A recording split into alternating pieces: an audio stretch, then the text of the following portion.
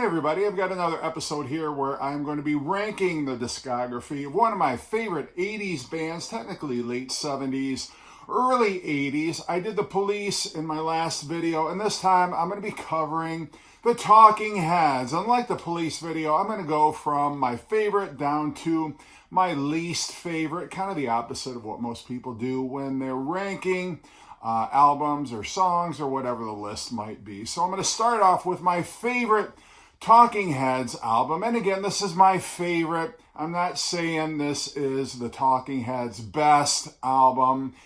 I don't think it is, but this happens to be my own personal favorite. I have a connection with this record. It's the Talking Heads album that actually got me into the band.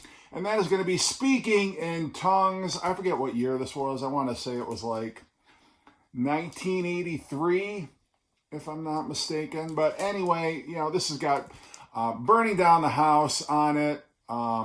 Classics like Girlfriend is Better. This Must Be the Place. Naive Melody, which, I think any cool playlist is not complete without that song on it. But this is a bit of world music, but not quite as extreme as Remain in Light, the album before. This is kind of a little bit more digestible, a little bit more poppy.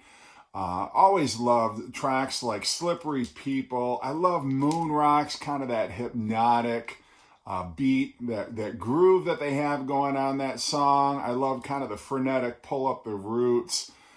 Making Flippy Floppy is great. It's almost like borderline kind of dance music, kind of moving away from what might be considered the more polarizing kind of world music that they had done the album before. But I just love this record. I mean, all the way through. And I feel like I did with the Police discography, I don't dislike any of these albums. There's not, some bands, it's like, yeah, this is where the quality really fell off. Like, I do like Speaking in Tongues the most, so I get the most enjoyment. Probably the Talking Heads album that I do play the most.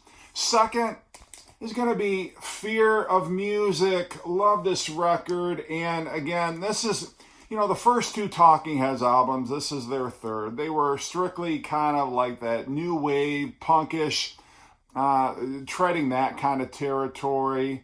The stuff that they could easily play live. And here, right from the opening track, Izembra, it's like this is going to be a very different Talking Heads album. They never quite gotten into some of those exotic rhythms before. And I presume David Byrne had a lot to do with it, but it's still a very engaging, albeit a stylistic shift. Cities is fantastic. I love that one. Life During Wartime is probably the most recognizable track here. But you got some darker stuff. Drugs is definitely dark. Memories Can't Wait. I love that really ominous vibe that you have there. I love Air, kind of those falsetto harmonies on that track. Heaven is a great ballad that Simply Red actually covered a few years later on their debut album. Animals is pretty cool. But yeah, Fear of Music, my number two. Number three, and I know this is going to baffle some people, like, why would you rank this so high? Why is this? Again, it's just my favorite, but talking about Little Creatures, and they've kind of moved away from their world music stylings from the previous two records. They've gotten definitely now more in commercial pop. You got videos all over MTV, and She Was a lead-off single, but you also have Road to Nowhere. But it's some of the deeper tracks that I really dig, like Television Man. I love Television Man. Perfect World is cool. The Lady Don't Mind, I don't think that was a single, but for some reason I was aware of that song before I actually bought this on cassette back in the day.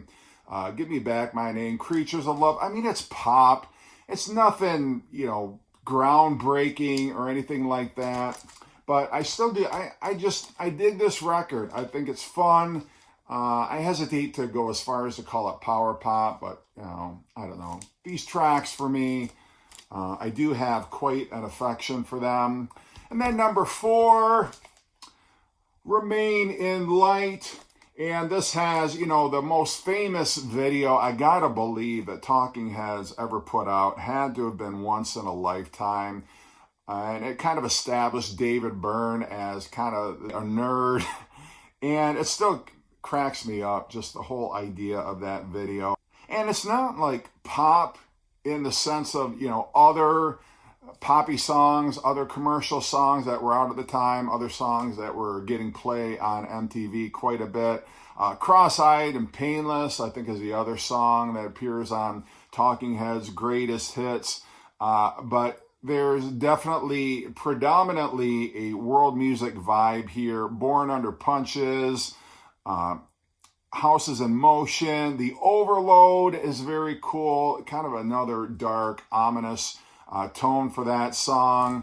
But yeah, I mean, it takes a little bit getting used to. I didn't immediately catch on to this. I wasn't immediately like, yeah, I dig this. But over time, I've appreciated for just how different it is, how bold it was to release an album like this. And was it 81 or 82? Whenever this came out, I'm pretty sure it was 82. But nonetheless, even if it wasn't, maybe it was 1980. I don't know. What the fuck?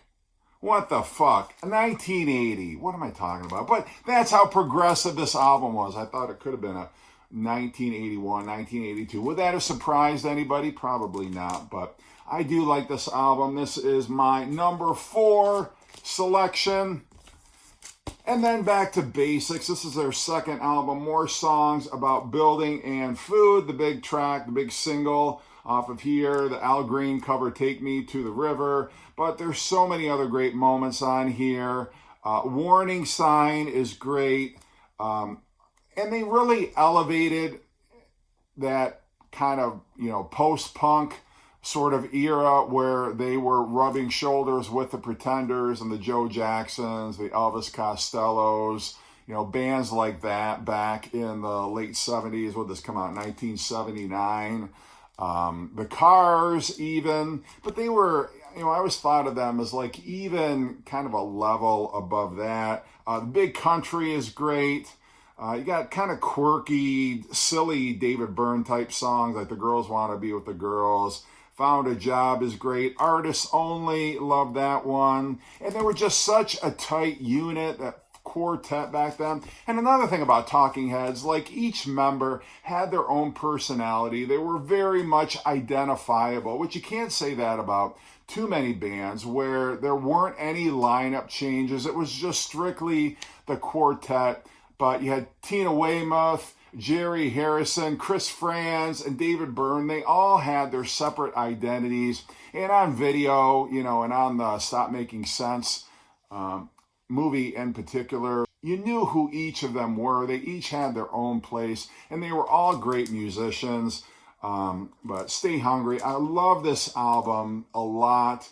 And it's kind of, to me, it's kind of shoulder to shoulder almost, although I'm going to rank it a little bit higher than my number 6 pick, which is going to be their debut album, 77. I know it's a crime to rank this low. I mean, this is one of the strongest debut albums of any band. It's got Psycho Killer on it, obviously, but Pulled Up is a nice, quirky little pop song. Opens up with Uh-Oh, Love Comes to Town.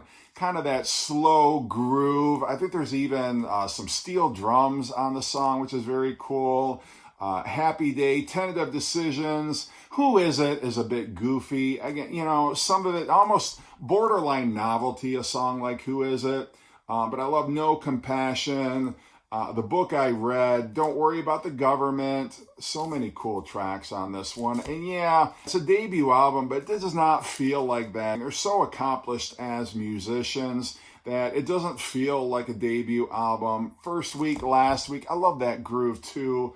Love that one. You know, Psycho Killer, of course, is an epic classic, but that had been the only song that they ever released. If this was the only album that they ever released, you know, it would have gone down with, you know, like the Television, Marquee Moon, or the Modern Lovers debut album. Some of those classic, you know, late 70s, not quite punk, more like post-punk records, but love this one to death. Now we get to the bottom 2. And my number 7, gotta be, what was this, True Stories.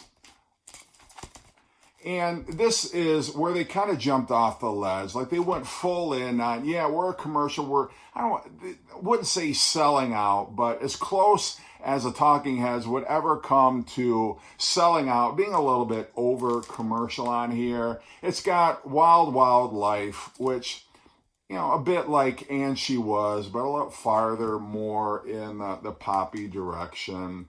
And it's not an overtly too commercial of an album, but there's just nothing here all that much that grabs me too much like the other Talking Heads albums. There was a movie. Hi, my name's David Byrne, and I made a movie about a bunch of people in Virgil, Texas. David, relax. Relax. Remember to look up into the camera. They're getting ready for the 150th anniversary of their state. It's a fine album. It's not at the top of the pile for me. I would say this is a pretty substantial drop off from the first 6 albums that I covered in this video in my ranking, but not terrible, but just not one that I go to and play quite a bit. And then there's Naked, where, they kind of overcorrect. They go way back to the world music and the exotic rhythms, and David Byrne is definitely kind of like the Roger Waters of the band at this point. And the singles off of here, Nothing But Flowers, and I forget what the other one is. I can't think of it right now. I mean, they're fine. And it's not a bad album. If I'm going to go for, Talking Heads, dipping into world music, it's going to be either Speaking in Tongues or Remain in Light. And this is okay. It was the last studio album that they would ever release, unfortunately, but they capped their catalog at 8 albums. Good for them for knowing when to step away. I mean, there was that, what was that project without David Byrne?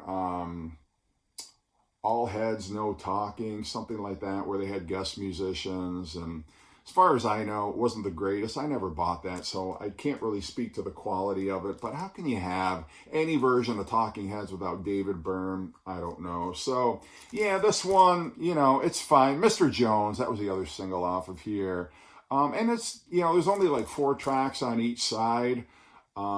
So I'm not going to disparage it. Maybe I should have ranked this over True Stories now that I'm thinking about it, but I don't know. The last 2, I go back and forth on either of those, but I enjoy them. I just don't listen to them all that much. So anyway, that's my Talking Heads ranking. Do you agree? What's your favorite? How would you rank them? Again, I'm not saying, that's the ranking in terms of greatest to least great. It's just my own personal preference. So anyway, I hope you're doing great. Hope you're enjoying this series, and take care. My name's David Byrne, and I made a movie